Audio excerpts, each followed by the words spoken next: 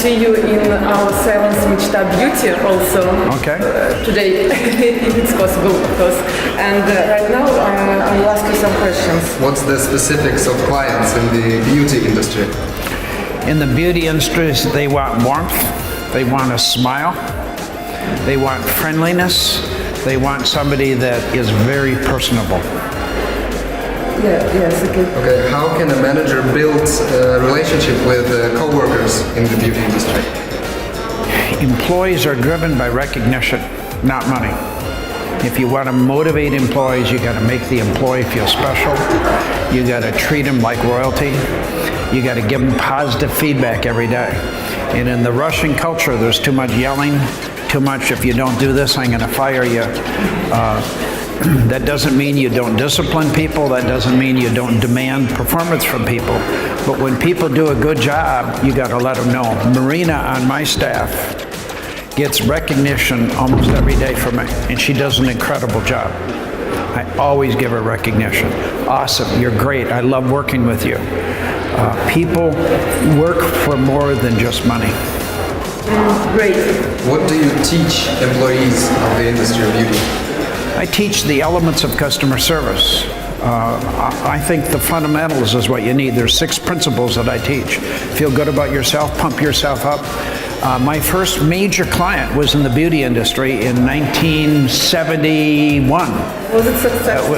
Very successful. It was called the St. Paul School of Business or School of Beauty, whatever it was. And Jerry Rentz was the owner of the business, and I trained other people, and I used a program called Zoom, which is similar to Moving Up today. It's all on inspiration. And so first you got to make people feel good about themselves. Second, you got to teach them the habits of courtesy, the warmth. There's a difference in Czech versus Moscow. In Moscow, nobody can smile. It's a law that you cannot smile. Here, there's more warmth.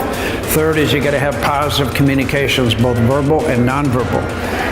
They can tell by your smile. They can tell by your tone of voice. Fourth is you got to do what you said you're going to do. People want to get in. They want to get their stuff done. If you have an appointment at 9:30, they want you to be ready at 9:30, not 10 o'clock.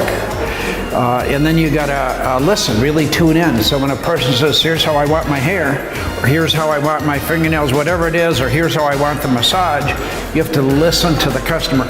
Very few people listen to the customer. And the sixth is you need to learn about your products and services. So that you're able to communicate to the customer, because there's a lot of products and services that you have that they could buy if you understood them.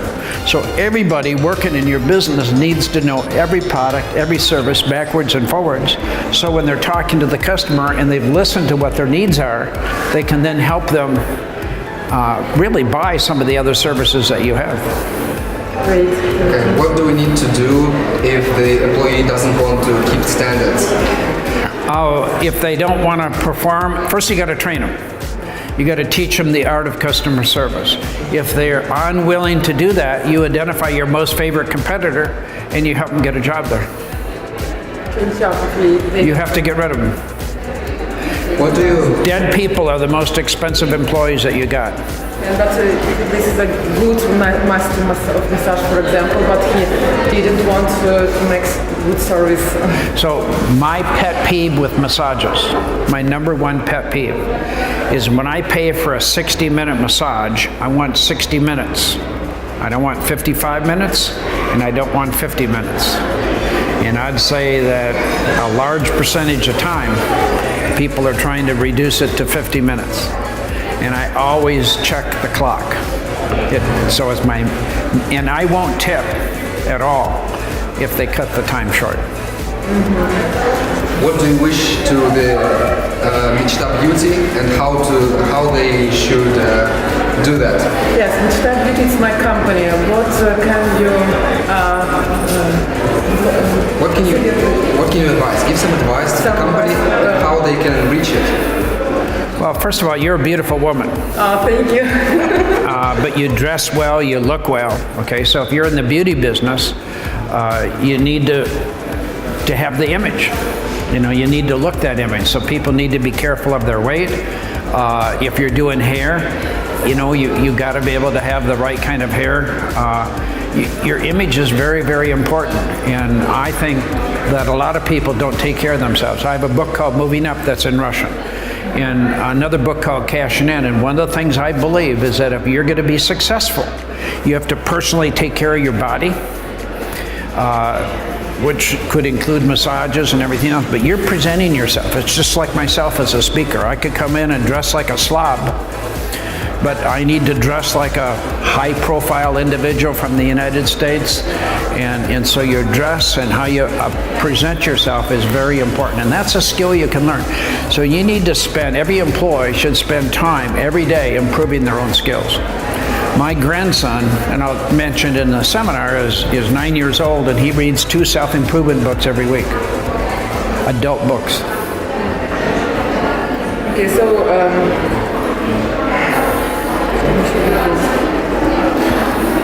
what do you do sometimes if manager wants to give up? The employees don't work, the manager wants to give up. Sometimes I think I'm ready to stop all this service in Russia is impossible. Well, Nada, you have to keep training and developing people with something new, fresh, new, fresh, new, fresh. As soon as you stop, people slide back. So it's just like hair. You can't do your hair once every 5 years. It's a process, okay? Well, the same thing is developing your people. People go into their old habits, okay? So if you want to create a service culture, you should introduce something new virtually every 4 months for your employees to teach them the skills and the art of customer service. And if you're interested, I got some really good product in Russian that you could use to train all of your people. You could be the facilitator. Yes, I do it every month, every week, but sometimes it's not easy, really. I don't know, maybe culture in Russia is different. All people in America. have habits. Sometimes I think that we need another kind of service, I don't know, because it's very hard. But think about where your people grow up. They've never seen great service. Never in their life. And you all of a sudden expect them to give 5-star service.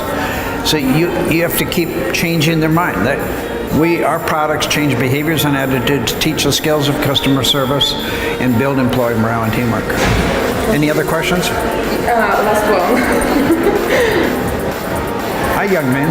What do you do with consumer terrorists? I believe that customers get upset when they get crummy service, and then they can become a terrorist. It's your fault. Yes, I agree. So I teach service recovery. When you screw up, how do you make the customer happy? How do you save them to keep them coming back? And there's 4 steps. Act quickly, take responsibility, be empowered, and compensate. You also need to teach employees how to handle irate customers.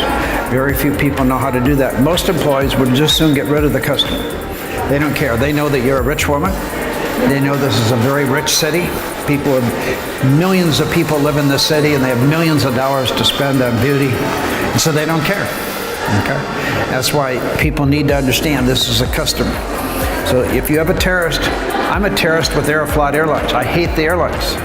Hate the airline, but I have to fly them because their price is 50% less than Delta. But I hate the airline. They're really bad service. Did you get by Izavia to Izhevsk? I flew, Yes. I don't know what airline it was. Yes. Yes, I know. And that was fine. I didn't have any problems. They put the luggage on the plane. They arrived on time, I think. They took off on time. The people on the plane were nice. That's it. Thank you.